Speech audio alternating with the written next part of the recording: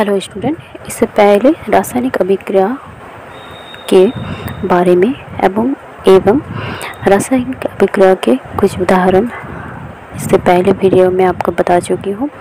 आज के वीडियो में मैं आपको पढ़ाऊँगी रासायनिक अभिक्रिया के प्रकार और कुछ उदाहरण और कुछ दैनंदिन जीवन में होने वाली घटनाओं के बारे में बताएंगे, क्योंकि ताकि आपको इंटरेस्टिंग लगे इस चैप्टर।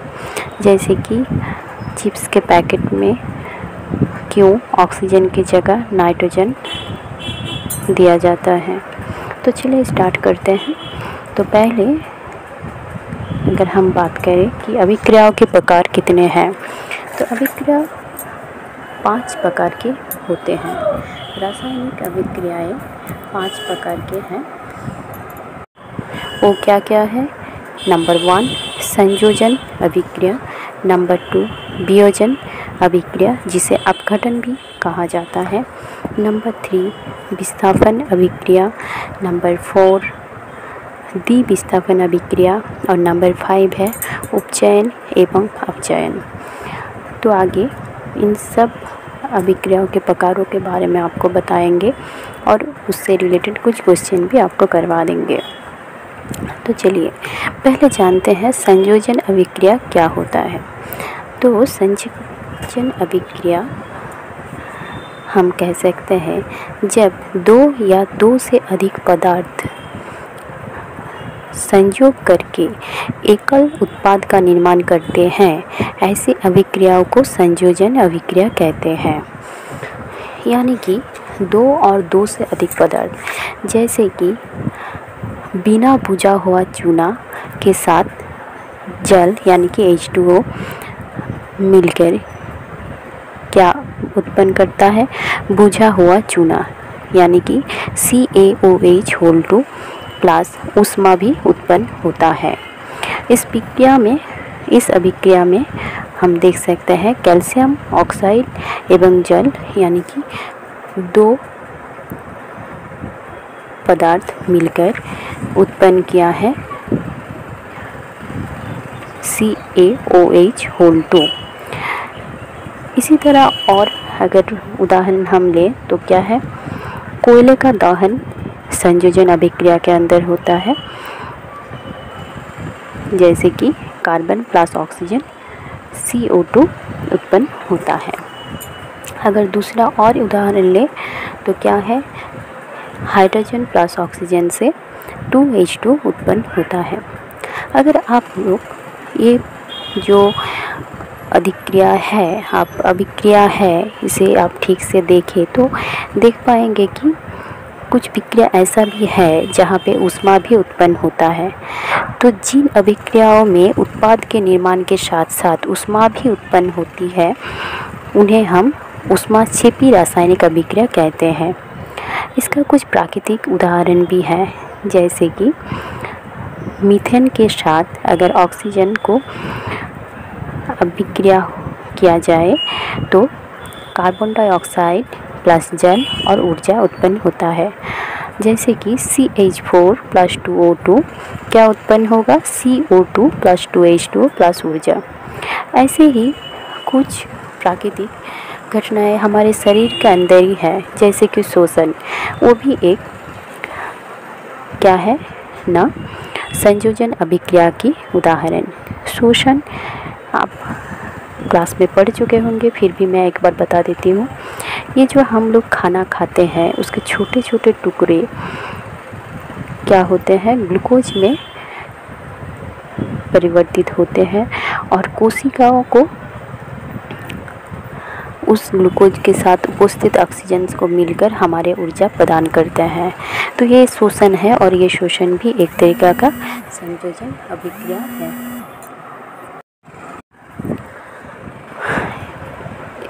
तो ऐसे ही एक और है, साग सब्जियों को विघटित होकर कंपोस्ट बनना भी ऊष्माक्षेपी अभिक्रिया का ही उदाहरण है। तो आप जान चुके हैं कि ऊष्माक्षेपी अभिक्रिया का उदाहरण अगर कहा जाए कि प्राकृतिक रूप से ऊष्माक्षेपी अभिक्रिया का उदाहरण कौन से, तो आप कह सकते हैं शोषण और शाक सब्जियों की जो विघटित होकर कंपोस्ट बनना है, ये 2 उदाहरण आप लिख सकते हैं। आगे हम पढ़ेंगे वियोजन अभिक्रिया। बता देते हैं कि वियोजन अभिक्रियाओं को अपघटन अभिक्रिया भी कहा जाता है। अब वियोजन से तो आप इस नाम से भी आपको पता चल रहा है आखिर इसे वियोजन क्यों कहा जाता है।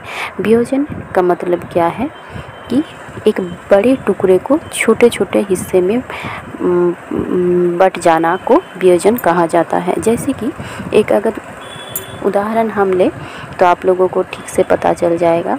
जैसे फेरस सल्फेट ऊष्मा की सहायता से क्या उत्पन्न करता है, ferric oxide plus sulphur dioxide plus sulphur trioxide. तो अगर वियोजन अभिक्रिया कहा जाए तो हम किसे कहेंगे कि अभिक्रिया में अगर एकल अभिकर्मक टूटकर छोटे छोटे उत्पाद प्रदान करते हैं तो उसे हम वियोजन अभिक्रिया कहते हैं। तो इस उदाहरण में आप देख सकते हैं कि फेरस सल्फेट ये एकल अभिकर्मक है जो टूटकर छोटे छोटे 3 उत्पाद बना रहा है। तो ऐसे ही और एक उदाहरण लेंगे तो देखिए, जैसे कि चूना पत्थर CaCO3 ये भी ऊष्मा की सहायता से बुझा हुआ चूना यानी कि CaO प्लस कार्बन डाइऑक्साइड उत्पन्न करता है। तो ये एक रूप से ऊष्मीय वियोजन भी कह सकते हैं क्योंकि यहाँ पे ऊष्मा के द्वारा ये वियोजन प्रक्रिया संपन्न हुआ है। ये बुझा हुआ चूना सीमेंट के निर्माण में सहायक होते हैं। अगर एक और उदाहरण ले जाए तो लेड नाइट्रेट को तापन के सहायता से क्या कर सकते हैं, lead oxide plus nitrogen oxide, nitrogen dioxide plus oxygen प्रस्तुत किया जाता है।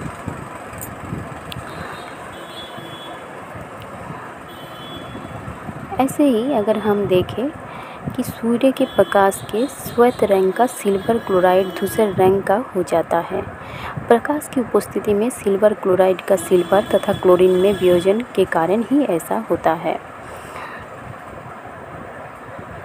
सिल्वर ब्रोमाइड भी इसी प्रकार अभिक्रिया करते हैं, जैसे कि सिल्वर ब्रोमाइड सूर्य के प्रकाश से Ag+Br2 उत्पन्न करता है।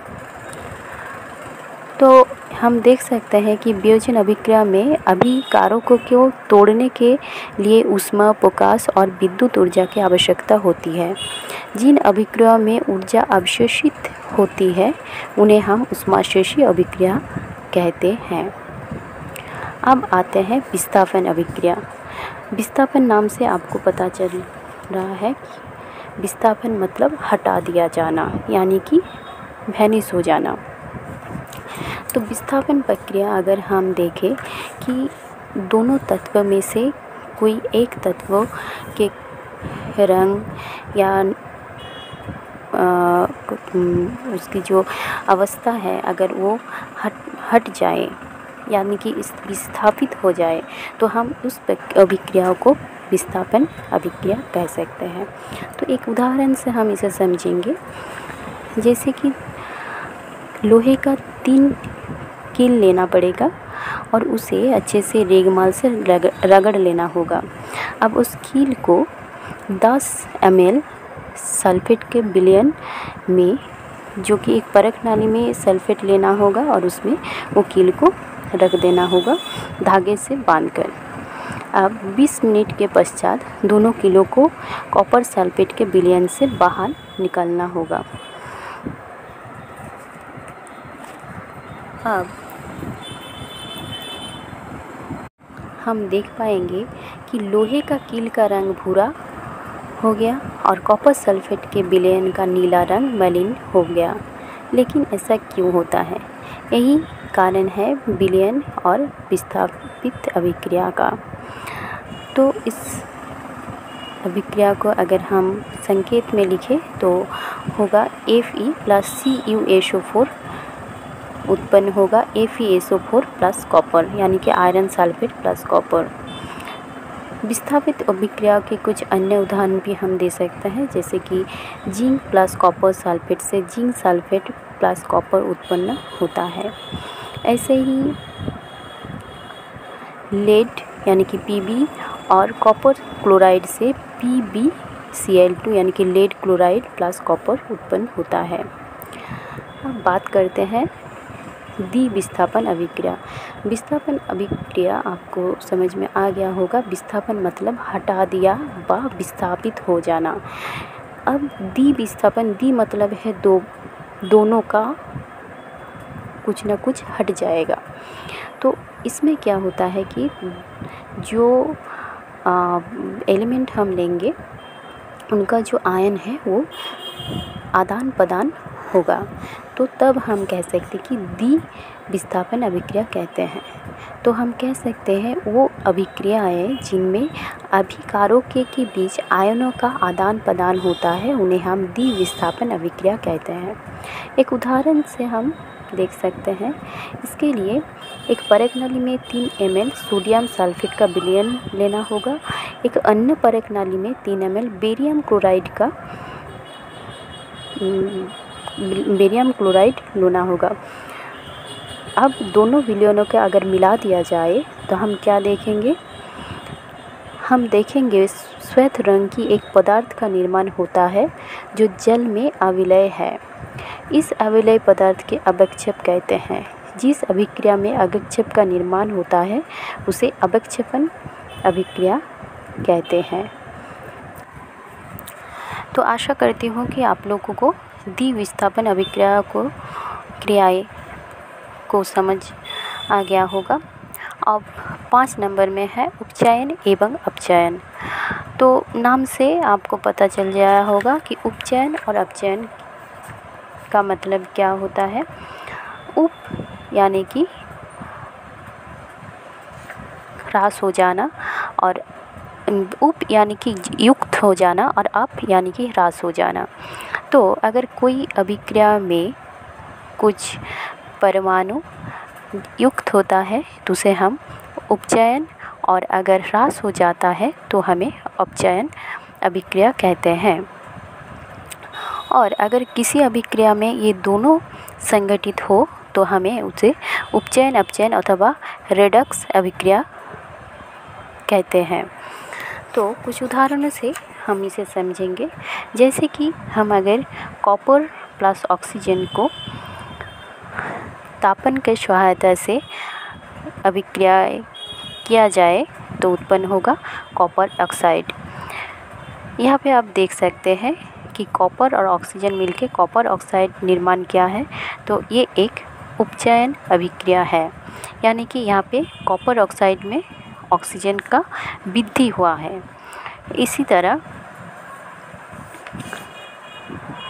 अगर और एक उदाहरण हम लें, जैसे कि कॉपर ऑक्साइड प्लस हाइड्रोजन तापन के सहायता से उत्पन्न होता है कॉपर प्लस पानी यानी कि H2O, तो ये एक अपचयन का उदाहरण है। ऐसे ही अगर CuO प्लस H2 इस तापन के सहायता से ये Cu प्लस H2O उत्पन्न होता है, ये एक क्या हुआ ना कि ये एक यहाँ पे हम देख सकते हैं कि उपचयन और अपचयन दोनों संगठित हुआ है, तो इसे हम उपचयन अपचयन अभिक्रियाएं भी कह सकते हैं। रेडक्स अभिक्रिया के कुछ अन्य उदाहरण जैसे zinc oxide plus carbon equal to zinc plus carbon monoxide, और एक उदाहरण है और एक उदाहरण है MnO2 प्लस 4HCl उत्पन्न होगा MnCl2 plus 2H2O plus Cl2। तो आशा करते हूँ कि आपको उपचयन अपचयन अभिक्रिया समझ में आ गया होगा। बस इतना याद रखना है कि उप मतलब वृद्धि होना और अप मतलब ह्रास हो जाना।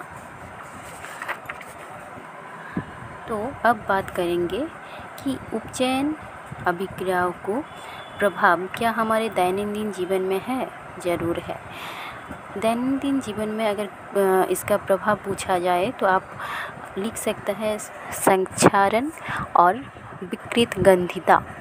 अब संक्षारण क्या है? जैसे कि आप देखेंगे कि अगर लोहे को बाहर में रख दिया जाए तो उसमें जंग लग जाता है।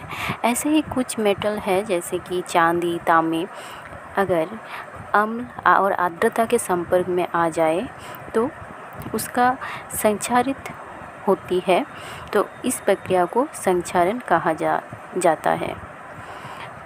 चांदी के ऊपर काली परत और तांबे के ऊपर हरी परत चढ़ना संक्षारण की अन्य उदाहरण है।